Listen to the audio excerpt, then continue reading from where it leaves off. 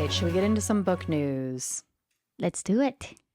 We're going to start on a low, and then we're going to do a steady climb. And we're going to keep bringing this up because I feel like we have to. So Magda and I are in the Texas area, and there was a local story here that a Georgetown high school threatens to fire a librarian who refused to remove banned books. Georgetown librarian Susan Cooper has been threatened with firing after she was ordered to remove over 150 books from Georgetown High School's library. Georgetown District's library director ordered schools to remove all titles that a vendor had rated adult or had mature themes in January. Susan argued that removing these titles impedes the parents' and students' First Amendment rights. She says, "To me, this is a book ban, and I am not going to participate in a book ban. I believe that our community would not go along with these book bans and that they have the right to know that it's happening, so that they should speak out about it if they so choose." So some of the books that were included in this book ban were ACOTAR, A Court of Thorn and Roses by Sarah J. Maas, any Colleen Hoover book for the most part, Station 11 by Emily St. Mandel. I'm definitely saying that wrong, but I love that freaking book. Go look it up. And The Handmaid's Tale. And here's something that I thought was really interesting about this article. It indicated that books are currently reviewed by an independent vendor, Follett, to determine what falls under the mature category. Many times this is due to violence or sexual content. However, many doubt the vendor's ability to adequately assess this content because Follett put things like The Canterbury Tales and The Count of Monte Cristo in these categories. And those are on the AP literature test. So they were basically exempt because students were obligated to read them in order to support this test, but it just shows you how wide this ban actually goes. I think we should do like a series, and I think you've talked about this about banned books, but we should kind of put it we should kind of use it as a way to kind of see like what deemed it mature or what banned it.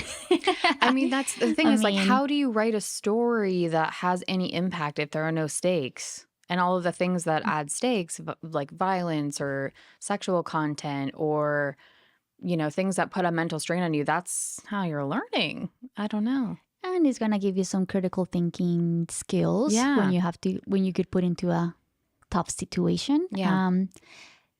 This is just something that continues to pop up every day. Every day there's a new story about this.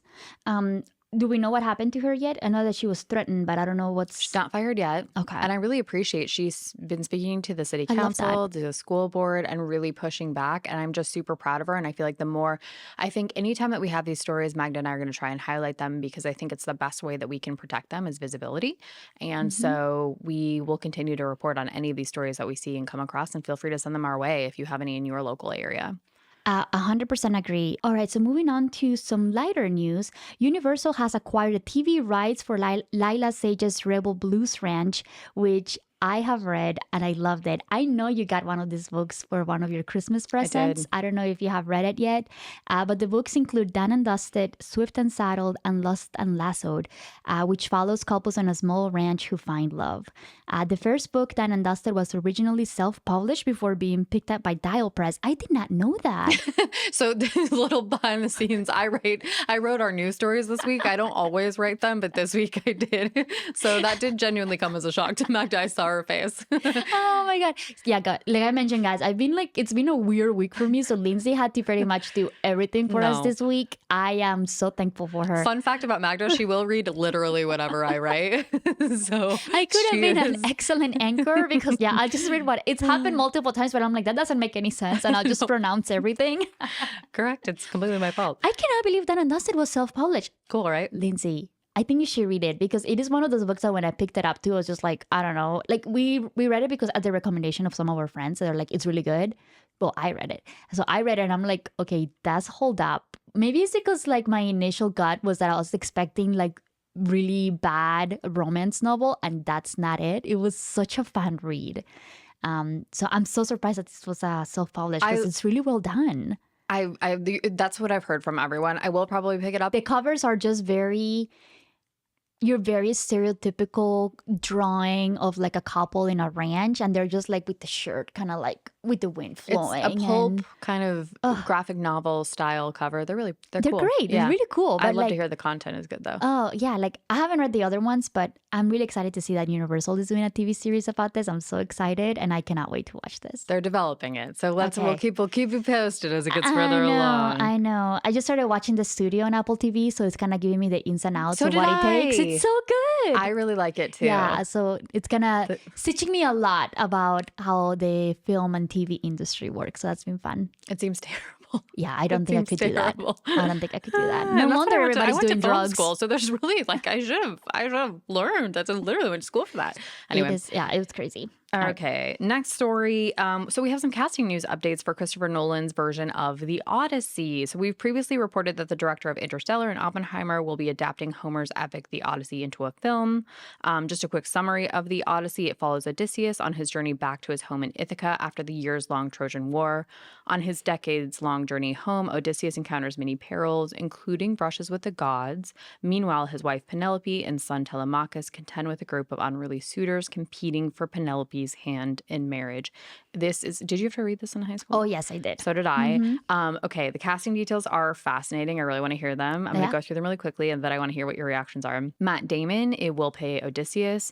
Tom Holland will play Telemachus. Zendaya is Athena. Charlize Theron is Circe. Anne Hathaway is Penelope. Lupita Nyong'o is Clytemnestra. And Benny Safdie is King Agamemnon.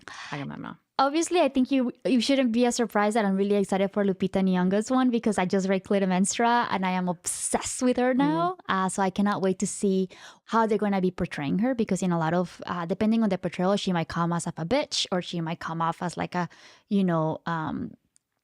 person that's just been kind of put through a lot. So I'm kind of curious to see how that is. But I think I'm excited for the cast. It's like the who's of Hollywood is here. So I'm excited to see it.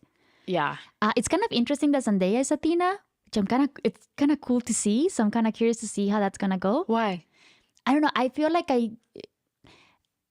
this is going to be bad. I just feel like I always associate Athena with somebody who is very, very strong and like, I don't know, like my style of like Wonder Woman type of thing where like I want them to be super muscly and cool. So I'm kind of curious to see how that's going to be portrayed. That's just me because of she's what so in my like mind. waif-like. Is that what you're thinking? You were thinking more of like a, I don't know, who is like I want because I feel like Zendaya is very like soft. Yeah, and I think for Athena, she's a fantastic actress, so I'm sure like she can pull it off. I just haven't seen her in that type of like thing, so I'm kind of curious to see how that's going to be portrayed. Yeah. Okay. Fair enough. Yeah. So Athena for me is somebody that is very like, who I would think of Athena for me. The Game of Thrones lady that was also in Severance. I knew you were going to say that. I almost just brought that up to you. What's her name? I can't remember. Her name. Yeah, but like that's because the person you're talking about. She's like 6 feet tall and very muscular, commanding presence.